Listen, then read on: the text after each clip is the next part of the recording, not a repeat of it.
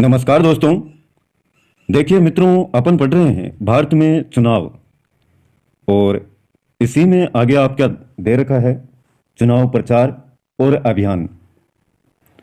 चुनाव प्रचार वह प्रक्रिया है जिसके माध्यम से कोई उम्मीदवार मतदाताओं को किसी अन्य के स्थान पर स्वयं उसे ही मत देने के लिए प्रेरित करता है।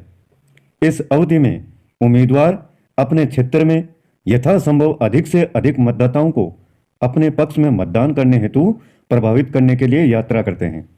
पिछले कुछ समय से चुनाव आयोग ने सभी मान्यता प्राप्त राष्ट्रीय एवं क्षेत्रीय दलों को सरकारी इलेक्ट्रॉनिक मीडिया और ऑल इंडिया रेडियो पर अपना प्रचार निःशुल्क करने की सुविधा प्रदान की है। चुनाव प्रचार या अभियान, इसमें उम्मीदवार क्या करते हैं, मतदाताओं को चुनाव में या अपने पक्ष में वोट डालने के लिए उनके घर घर जाते हैं या मोहल्ले वाइज उनको बताते हैं कि आपको इस प्रकार से मतदान करना चाहिए। अपनी खूबियां हैं वो गिनाते हैं, मैं ये काम करवाऊंगा, ये कार्य मैं पूर्ण करवा दूंगा। इस प्रकार से अपना जो चुनावी प्रचार का कार्यक्रम है वो निभाते हैं। राजनीतिक दलों को निःशुल्क दिया जाने वाला समय चुनाव आयोग द्वारा आवंटित किया जाता है। चुनाव प्रचार मतदान के दिन से 48 घंटे पहले रुक जाता है। क्या? चुनाव प्रचार मतदान के दिन से 48 घंटे पहले रुक जाता है। ध्यान में रखें, चुनावी प्रक्रिया में प्रचार के अनेक तकनीकों का प्रयोग किया जाता है और उनमें से कुछ हैं जनसभाएं करना, अपने चुनाव घोषणा पत्र के मुख्य मुद्दों को उजागर करने वाले पर्चे बांटना, यानी चुनाव घोषणा। चुनाव घोषणा राजनीतिक दल द्वारा जारी एक दस्तावेज है जिसमें संबंधित दल की नीतियों एवं कार्यक्रमों की घोषणा होती है। दल के प्रभावशाली व्यक्तियों द्वारा घर घर जाकर निवेदन करना, विभिन्न राजनीतिक नेताओं के भाषणों को प्रसारित करना, टीवी पर दिखाया जाना, ये सभी चुनावी प्रक्रिया के अंतर्गत आते हैं, जिसमें प्रचार से आप समझ सकते हैं, अभियान से आप समझ सकते हैं। तो ये पॉइंट आप ध्यान में रखेंगे। इसमें आदर्श आचार संहिता, चुनाव प्रचार की अवधि में राजनीतिक दलों तथा चुनाव लड़ने वाले उम्मीदवारों से राजनीतिक दलों की आपसी सहमति के आधार पर चुनाव आयोग द्वारा तैयार की गई आदर्श आचार संहिता का पालन करने की अपेक्षा की जाती है। चुनाव आयोग द्वारा चुनावी कार्यक्रम घोषित होने के साथ ही यह लागू हो जाती है। तो इंपॉर्टेंट पॉइंट है, चुनाव आयोग द्वारा जो चुनावी कार्यक्रम है वो घोषित होने के साथ ही आपकी आदर्श आचार संहिता लागू हो जाती है। इसके कुछ प्रकार हैं। देखिए, राजनीतिक दलों और चुनाव लड़ रहे प्रत्याशियों यानी उम्मीदवारों को चुनाव प्रचार के लिए धार्मिक स्थानों का प्रयोग नहीं करना चाहिए।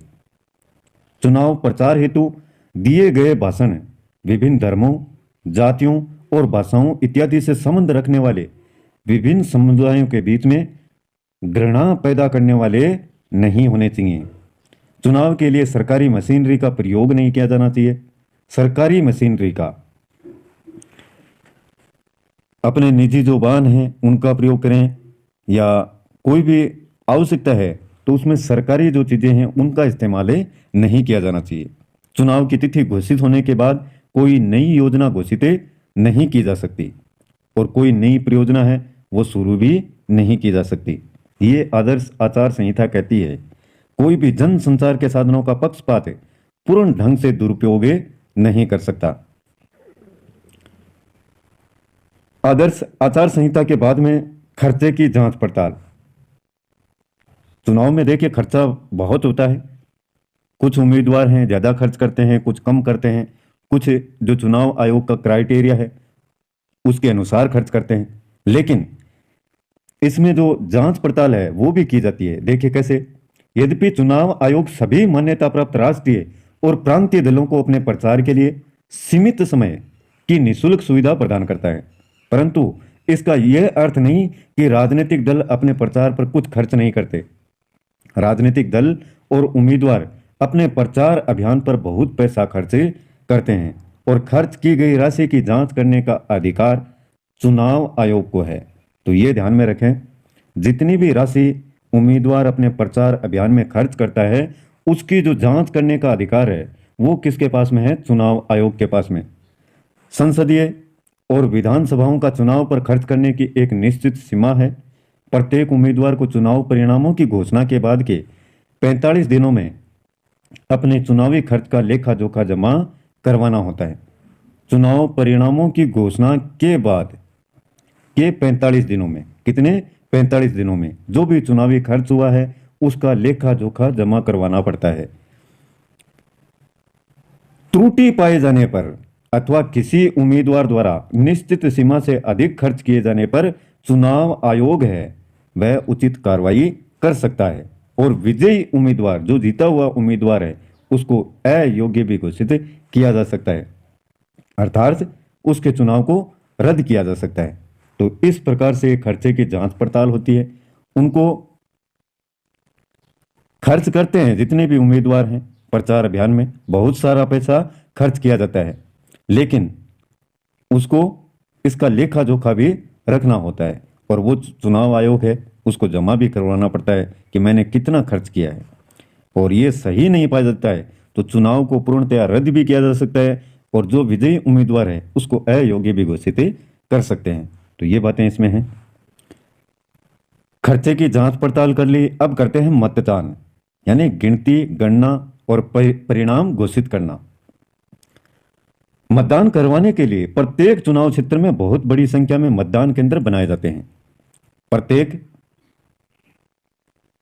प्रत्येक जो चुनाव केंद्र है उस पर पीठासीन अधिकारी का अधिकारत होता है। ध्यान में रखें, प्रत्येक जो चुनाव केंद्र है उस पर अधिकार किसका होता है? पीठासीन अधिकारी का। और उसके अधीन कई चुनाव अधिकारी काम करते हैं। मतदाता गुप्त रूप से एक कक्ष में मतदान करता है। गुप्त रूप से यानी जिसके बारे में किसी को भी जानकारी ना हो, ताकि कोई अन्य व्यक्ति न जान पाए कि उसने किसके पक्ष में मतदान किया है। इसी को कहते हैं गुप्त मतदान। मतदान के उपरांत मत पेटियों को उम्मीदवारों को एजेंटों की उपस्थिति में सील किया जाता है। एजेंट यह सुनिश्चित करते हैं कि किसी मतदाता को मतदान के अधिकार से वंचित नहीं किया गया है। शर्त यह है कि मतदाता निर्धारित समय सीमा में मतदान के लिए आया हो। जो समय दिया गया है सुबह 9 बजे से शाम को 5 बजे तक का समय है, तो उस समय में अगर उसने एंट्री ले ली है मतदान केंद्र पर तो वो मतदान कर सकता है। अब यह नहीं कि मेरे काम हो गया और मेरे को आज समय नहीं है, 2 दिन बाद में वोट डालूंगा, तो ये नहीं चलेगा। एक निश्चित समय में अगर आप मतदान केंद्र में पहुंचते हैं तो आपको मतदान करने से कोई भी नहीं रोक सकता जब तक कि आपके पास में उचित साक्ष्य हैं। इसके बाद में बात करते हैं ईवीएम। वैसे तो ईवीएम के बारे में सभी आप जानते हैं। इलेक्ट्रॉनिक वोटिंग मशीन है जिसका प्रयोग करते हैं वोट डालने के लिए। एक ऐसी मशीन जिसमें उम्मीदवारों के नाम छपे होते हैं, उनके प्रतीक चिन्ह हैं वो दर्शाए होते हैं और आपको बटन दबाना पड़ता है और बटन दबाने से मतदान होता है। ये एक इलेक्ट्रॉनिक वोटिंग मशीन है। इसमें जो गिनतियां हैं वो भी आसानी से हो जाती हैं। इसमें एक चीज़ आप ध्यान में रखें, जो मुख्य पॉइंट है वो यही है कि एक मशीन में अधिकतम 16 उम्मीदवारों के नाम आ सकते हैं। यदि संख्या 16 से ज़्यादा हो तो एक मशीन का और प्रयोग किया जाता है। बाकी इसमें कोई मुख्य पॉइंट नहीं है। यही है कि जो भी नाम लिखा हुआ है, जैसे यहाँ पर फूल का चिन्ह है तो उसके सामने बीजेपी का नाम लिखा होगा। किसका नाम लिखा होगा? बीजेपी का। और आप उस बटन को प्रेसित करते हैं, दबाते हैं, तो आपका वोट किसको जाएगा? बीजेपी को जाएगा। इसी प्रकार से एक ईवीएम में 16 नाम आ सकते हैं। थोड़ा सा और देख लेते हैं, इसको पढ़ लेते हैं। चुनाव आयोग ने स्वतंत्र और निष्पक्ष चुनाव सुनिश्चित करने के लिए छेड़छाड़ से मुक्त इलेक्ट्रॉनिक वोटिंग मशीनों का प्रयोग शुरू किया है। प्रत्येक मशीन में एक क्षेत्र के सभी उम्मीदवारों के नाम और चुनाव चिन्ह होते हैं। एक मशीन में अधिकतम 16 उम्मीदवारों के नाम आ सकते हैं। यदि संख्या 16 से बढ़ जाए तो एक से अधिक मशीनों का प्रयोग किया जा सकता है। यदि उम्मीदवारों की संख्या बहुत अधिक हो तो मतपत्र का प्रयोग भी किया जा सकता है। मतदान को अपनी पसंद के उम्मीदवार को मत देने के लिए उचित बटन दबाना होता है। जैसे ही बटन दबाया जाता है मशीन उसके बाद अपने आप ही बंद हो जाती है। तब दूसरे मतदाता की बारी आती है। मशीन द्वारा काम करवाना आसान है और इसके प्रयोग से मतपत्रों तथा मत पेटियों का प्रयोग नहीं किया जाता है। अब गिनती करना भी बहुत ही आसान और तेज होता है। ये पुरानी बातें हैं। देखिए 1999 में दिल्ली लोकसभा की 7 सीटों के चुनाव के लिए वोटिंग मशीनों का प्रयोग किया गया और बाद में विधानसभा के चुनाव में भी इसका प्रयोग किया गया। 2004 में लोकसभा चुनाव में पूरे देश में इलेक्ट्रॉनिक मशीनों का प्रयोग किया गया था। सील की गई मतपेटियों अथवा मशीनों को समुचित सुरक्षा के बीच गणना केंद्रों पर लाया जाता है। मतगणना रिटर्निंग अधिकारी की देखरेख में तथा उम्मीदवार अथवा उसके एजेंटों की उपस्थिति में की जाती है। इंपॉर्टेंट है, ध्यान रखें। मतगणना रिटर्निंग अधिकारी की देखरेख में। यदि किसी मत पर अथवा किसी वैधता पर कोई भी संदेह हो तो रिटर्निंग अधिकारी का निर्णय क्या होगा? अंतिम होगा।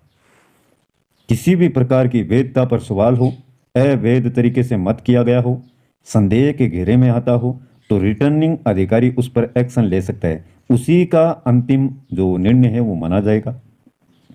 जैसे ही गिनती पूरी होती है तो सबसे अधिक मत प्राप्त करने वाले उम्मीदवार को रिटर्निंग अधिकारी निर्वाचित घोषित करता है। ईवीएम के बाद में पुनर्मतदान और एक चुनाव रद्द करना। यदि मतदान के समय किसी मतदान केंद्र पर असामाजिक तत्व कब्जा कर लेते हैं तो चुनाव आयोग पूरे क्षेत्र अथवा कुछ मतदान केंद्रों पर पुनर्मतदान के आदेश कर सकता है। चुनाव रद्द करना। यदि किसी मान्यता प्राप्त राजनीतिक दल के सही ढंग से नामांकित उम्मीदवार के नामांकन की अंतिम तिथि के बाद और मतदान शुरू होने से पूर्व मृत्यु हो जाती है तो चुनाव आयोग रद्द करने के आदेश देता है। यह केवल चुनाव स्थगन ही नहीं होता अपितु संबंधित क्षेत्र के लिए पूरी चुनावी प्रक्रिया नामांकन से लेकर के मतदान तक नए सिरे से दोहराई जाती है। अब इसके कुछ पाठगत प्रश्न हैं, उनको देख लेते हैं। चुनावों के लिए अधिसूचना कौन जारी करता है? राष्ट्रपति करता है। लोकसभा के लिए जो अधिसूचना जारी करता है वो राष्ट्रपति और विधानसभा के लिए राज्यपाल। ये ध्यान में रखें। अधिसूचना चुनावों के लिए। नामांकन पत्र भरने की अंतिम तिथि से कौन सा दिन होता है? 7वां दिन होता है प्यारे मित्रों। अगर रविवार का दिन आ जाए तो अगले दिन को माना जाता है। 7 ही दिन होते हैं लेकिन बीच में रविवार आ गया तो इससे अगला दिन। अगर किसी प्रकार की छुट्टी आ जाती है सरकारी तो भी उससे अगला दिन। बाकी 7वां दिन ध्यान में रखें। तीसरा प्रश्न है चुनाव कार्यक्रम कितने दिन का होता है? 1 महीने का। कितने दिन का? 1 महीने का। चौथा है नामांकन पत्रों को उचित ढंग से कितने मतदाताओं द्वारा प्रस्तावित और अनुमोदित किया जाना चाहिए? संबंधित क्षेत्र के 2 मतदाताओं द्वारा। 5वां प्रश्न है चुनाव प्रचार कब रोक दिया जाता है? मतदान से 48 घंटे पहले। ये सारे के सारे पढ़े हैं, देखिए ऊपर आपने। पोलिंग बूथ है या मतदान केंद्र पर काम करने वाले अधिकारी कौन होते हैं? इसको देखिएगा। वैसे सरल है, बता देता हूं आपको। चुनाव अधिकारी ही होते हैं। जो पोलिंग बूथ है या मतदान केंद्र है उस पर काम करने वाले अधिकारी चुनाव अधिकारी। और 7वां प्रश्न आपके लिए होगा एक ईवीएम अधिकतम कितने उम्मीदवारों के लिए पर्याप्त होती है? इसका आप कमेंट करेंगे। देखते हैं कौन कौन विद्यार्थी ध्यान से इस पाठ को पढ़ा है। 10, 16, 20 कितने होंगे इसमें? आगे भारतीय चुनाव प्रक्रिया के दोष हैं। देखिए भारतीय चुनाव प्रक्रिया की दुनिया भर में प्रशंसा हुई है। जिस तरह से भारत में चुनाव करवाए जाते हैं उसकी लोगों ने सराहना की है, लेकिन इस प्रक्रिया की अपनी कुछ कमियां भी हैं। ये देखा गया है कि स्वतंत्र और निष्पक्ष चुनाव सुनिश्चित करने के लिए चुनाव आयोग के प्रयासों के बावजूद हमारी चुनाव प्रक्रिया में बहुत सारी त्रुटियां हैं और इनमें से हैं कुछ, जैसे धन बल का प्रयोग करना। कुछ राजनीतिक दल इतने बेईमान होते हैं कि वो धन है और बल है इनका प्रयोग करते हैं और मतदाताओं को धन के द्वारा या बल से उनको अपनी तरफ अट्रैक्टिव करते हैं। ये एक चुनावी प्रक्रिया में त्रुटि है। पहला धन बल और उसके बाद में है आपका बाहुबल। बाहुबल वही है जिसमें डरा करके धमका करके वोट डलवाना, अपनी तरफ डलवाना, जाति और धर्म है, यानी आपस में लड़ा करके, भेदभाव इनमें पनपा करके जाति और धर्म के आधार पर वोटों को डलवाना, सरकारी मशीनरी है उसका दुरुपयोग करना, ये कुछ त्रुटियां हैं। अब देखें चुनाव सुधार। लोकतांत्रिक चुनावी प्रक्रिया में जनता के विश्वास को पुनर्स्थापित करने के लिए क्रमशः 1970 और 1990 में विशेष रूप से चुनाव सुधारों की योजना का अध्ययन और सिफारिश करने के लिए नियुक्त की गई तारकुंडे समिति द्वारा अनेक सुधारों की सिफारिश की गई है। इन सिफारिशों में से कुछ को लागू भी किया जा चुका है। वास्तव में यह उस समय के मुख्य चुनाव आयुक्त TR सेशन की अध्यक्षता में चुनाव आयोग ने स्वतंत्र और निष्पक्ष चुनाव करवाने के लिए कई नए उपायों को अपनाया और अब तक लागू किए गए कुछ सुधार निम्नलिखित हैं। एक तो ये कि मतदान की जो आयु है 21 वर्ष से घटाकर के 18 वर्ष कर दी गई है। इससे वोटरों की संख्या में वृद्धि हुई है तथा देश के युवाओं में विश्वास प्रकट किया गया है। चुनाव को गंभीरता से न लेने वाले कई उम्मीदवारों को चुनाव लड़ने से रोकने के लिए सुरक्षा राशि को बढ़ा देना एक अन्य बड़ा परिवर्तन है। जाली मतदान और बोगस मतदान के उन्मूलन के लिए फोटो पहचान पत्र शुरू किए गए जिससे फर्जी जो वोट पड़ते हैं वो ना गिर सकें। एक इलेक्ट्रॉनिक वोटिंग मशीन है उसका प्रयोग किया गया है जिससे जो हेरा फेरी है, जाली मतदान है, वो संभव नहीं हो सकेगा। और चुनाव जो खर्चा है उसको भी इससे कुछ ना कुछ कमी जरूर आती है। गिनती के समय जो बेईमानी की घटनाएं हैं वो भी कम होंगी। कुछ डाले गए मतों की संख्या द्वारा तथा गिने गए मतों की संख्या में अंतर मिलने पर रिटर्निंग अधिकारी सीधे चुनाव आयोग को सूचना दे सकता है। ऐसे रिपोर्ट मिलने पर चुनाव आयोग किसी विशेष मतदान केंद्र पर हुए चुनाव को अवैध घोषित भी कर सकता है और नए चुनाव की तिथि निश्चित कर सकता है अथवा उस पूरे चुनाव क्षेत्र का चुनाव भी रद्द कर सकता है। कौन? रिटर्निंग अधिकारी। तो ये कुछ सुधार हैं और ये पूरा आपका चैप्टर है प्यारे मित्रों, भारत में चुनाव।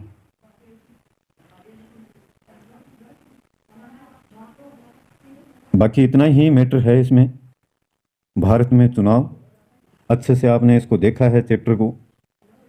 इसके प्रश्न उत्तर भी जब भी समय मिलेगा जरूर करवाए जाएंगे पूरे चैप्टर के। और वैसे पाठगत प्रश्न आपको करवा भी दिए गए हैं। बाहर से जो प्रश्न सम्मिलित हो सकते हैं उनको भी करवाया जाएगा।